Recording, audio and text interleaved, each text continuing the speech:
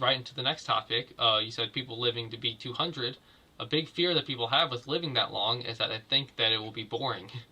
People, I personally have a love for life, and I live every single day, and I try to make the most of it. And I don't see this as a very compelling argument against longevity research. People saying that it will be boring. It's like, what is there to be bored about? You could go to a new restaurant. You could do literally anything. You could sit there and play video games for a while, and that's just going to occupy your mind. You could do a bunch of things that, and you're not going to be bored. So people who are afraid of living longer because I think it's going to be boring, I think maybe they're just not experienced, or they don't want to go out and have more experiences. Yeah, I mean, I would even take the angle of, you take people who are ambitious, maybe they have careers, they want to excel in different verticals. Now you got like four more, you can be four different things. You don't have to study to just be a doctor or a lawyer or a musician or, an engineer or whatever. Now you got like, you have like four or five 40-year careers, or have 10-year careers. Now you have like 19 different things. Imagine having enough time to study and develop your physical attributes, develop, what it takes to learn to play the guitar versus what it takes to, walk on a tightrope versus what it takes to, water ski and just all of these different skills. You can do everything. You have enough time and energy and brain power to do everything at that point. And if all you want to do is work and produce excellent stuff your entire life, you can do that across 5 or 6 different verticals, and you can master things. You can take 20 or 30 or 40 years to master all of these different things. And that's just for the ambitious. So if you're not ambitious and you think you'll be bored or whatever, you can play games for 200 years.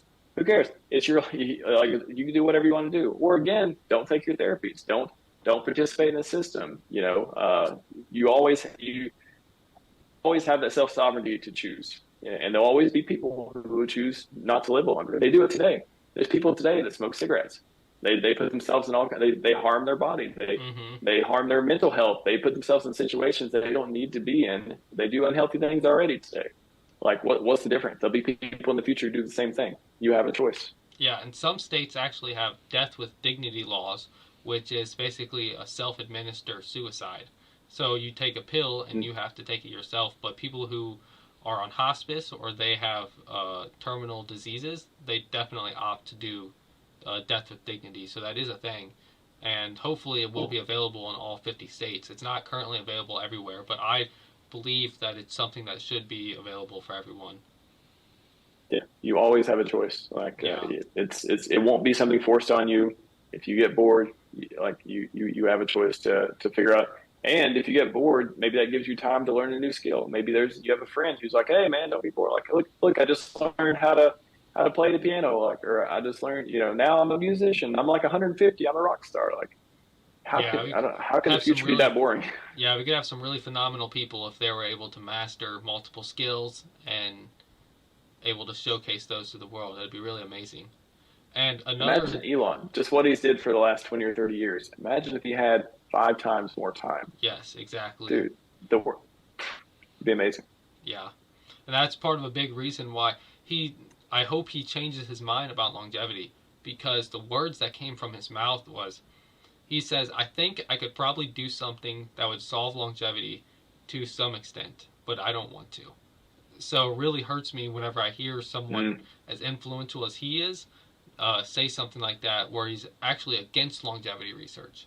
And yeah, I hope he changes his mind in the future, and I'm sure he will. I think he definitely will once he realizes a little bit more about it. And maybe it's the slight terminology things with like longevity to rejuvenation. Maybe stuff like that would be able to change his mind, or people of similar status.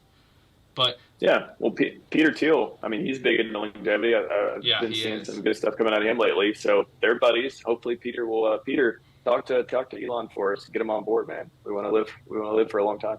Yeah, and so boredom is definitely an easier thing to solve than longevity. So hopefully, in the future, I don't think people are going to be bored. I think they'll be able to find a lot of things to do and enjoy their life with. Definitely.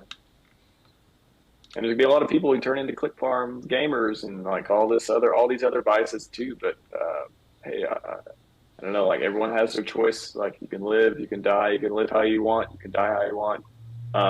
Yeah, as long as everyone has the choice, that's what we're trying to do. Yeah.